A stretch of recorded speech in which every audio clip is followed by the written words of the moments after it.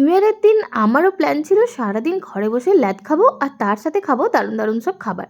কিন্তু হঠাৎই বাবা বলেন না, আজকে আমরা বাইরে বেরোবো আর সারাদিন বেড়াতেই থাকবো। আরে, এটা আবার কিরকম আবদার? ঠিক আছে বলছো যখন রেডি হয়েই যাচ্ছি।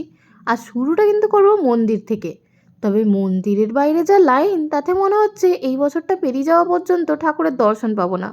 তাই দূর থেকে ঠাকুরকে প্রণাম করে দেখলাম অনেকজন ভোগ খাচ্ছে। তাই সেই লাইনটাই আগে খুঁজলাম। দেখলাম এই লাইনটা মোটামুটি ঠিক আছে, ছোটোখাটো লাইন। এখানেই দাঁড়িয়ে গেলাম আর এক প্লেট আমিও নিয়ে নিলাম। জানি না কেন ভোগ খেতে আমার দুর্দান্ত লাগে, তাও আবার যদি এরকম হালুয়া ছোলা হয় তাহলে তো আর কথাই নেই। সাথে সাথে একটা প্লেট ফিনিশ করে নিলাম, তারপরে লেগে গেলাম একটা ভালো ফটো তোলার জন্য আর একটু ভিডিও করার জন্য। যা ভিড় ছিল তাতে আমার এই পরিকল্পনাটা তো সফল হলো না, তাই প্রসাদের থালাটা মায়ের কাছ থেকে নিয়ে সোজা চলে গেলাম গাড়িতে। হ্যাঁ, চুপচাপ বসে মায়ের প্লেটটাও ফিনিশ করে ফেললাম, কারণ এই প্রসাদটা আমার ভীষণ ভালো লাগে। তার উপরে সকালে ঘর থেকে কিছু খেয়ে বেরোয়নি মন্দির আসবো বলে। আর তারপরে সোজা চলে গিয়েছিলাম একটা ধাবাতে। হ্যাঁ, ঘাটশিলা রোডে এই ধাবাটা, কেউ যেয়ে থাকলে অবশ্যই কমেন্ট করে জানিও। এখানে না দোলনায় বসে খাবারও সুন্দর ব্যবস্থা আছে, দেখেই ভীষণ ভাল লাগছিল। আর পাশেই একটা পার্ক আছে যেখানে বাচ্চারা খেলাধুলো করছিল। কিন্তু এই ছোটা ভীমকে দেখে আমি তো অবাক, এর কি হয়েছে, চোখগুলো এরকম টেরা কেন হয়ে গেছে? যাই হোক গা, এখানে বসার সাথে সাথেই খাবার সার্ভ করা হচ্ছিল, একদম গরম গরম ধোয়া ওঠা ভাত আর তার সাথে বিভিন্ন রকমের তরকারি।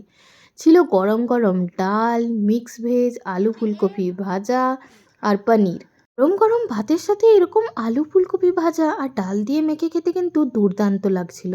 আর হ্যাঁ, এখানে না আচার ছিল চাটনির বদলে, সাথে আবার পাঁপড়ও ছিল। আর গরম গরম ভাতের সাথে বললামই তোমাদের, ফুলকপি আলু ভাজাটা ভীষণ সুন্দর লাগছিল। উপর থেকে একটু গরম ডাল নিয়ে নিলাম। এদের আবার ডালটা একটু অন্য রকমের, বেশ মশলা দিয়ে বানানো ডালটা। তবে আমার নজর পড়েছিল এই মাটনের থালিটার দিকে। হ্যাঁ, যেহেতু বাবা আর মা বাইরে মাটন মাছ খায় না, তাই আমার আর ড্রাইভার দাদার জন্য নেওয়া হয়েছিল এক প্লেট মাটন। এই রকম ধোঁয়া ওঠা মাটনের কালো কালো কষা কারিটা, সত্যি কথা বলছি এখন ভিডিও রেকর্ড করার সময়তেও আমার ভীষণভাবে জিভে জল আসছে। মাটনের পিসগুলোও দুর্দান্ত ছিল, তার সাথে খুব ভালো সিদ্ধ হয়েছিল। তবে হ্যাঁ, পনিরটা না খেয়ে উঠলে বাবার কাছে মার খেতে হবে, তাই পনিরটাও খেয়ে নিলাম। আর সাথে বিভিন্ন তরকারিগুলো যত ছিল সবই শেষ করলাম একে একে করে। আর খাওয়া দাওয়া হয়ে যাওয়ার পরে আমার ইচ্ছে হচ্ছিল একটুক্ষণ ওখানে থাকার, কিন্তু হঠাৎই প্ল্যান হলো মামা বাড়ি যাব। তাই দোলনাটা মিস করা যাবে না, একটু দোলনা দুলে চলে পড়লাম মামা বাড়ির উদ্দেশ্যে। হ্যাঁ, আমার মামা বাড়ি ধানবাদে, the coal city of India. আর এখানে এসে দেখি বাইরে দিদুন ওয়েট করছে। এটা অ্যাকচুয়ালি আমার মাসির বাড়ি, যেখানে চা আর একটুখানি জলখাবার খেয়ে চললাম মামাবাড়ির দিকে। তবে জলখাবারটা একটুখানি নয়, বেশ অনেকটাই ছিল। মাটন মাশরুম, পায়েস, বেগুন ভাজা, লুচি আরও কত কী।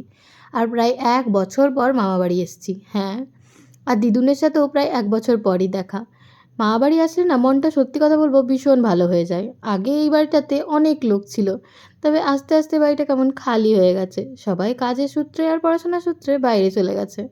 আর আসার পথে আরেকটা মন্দিরে প্রণাম করে আর চা খেয়ে বাড়ি ফিরলাম।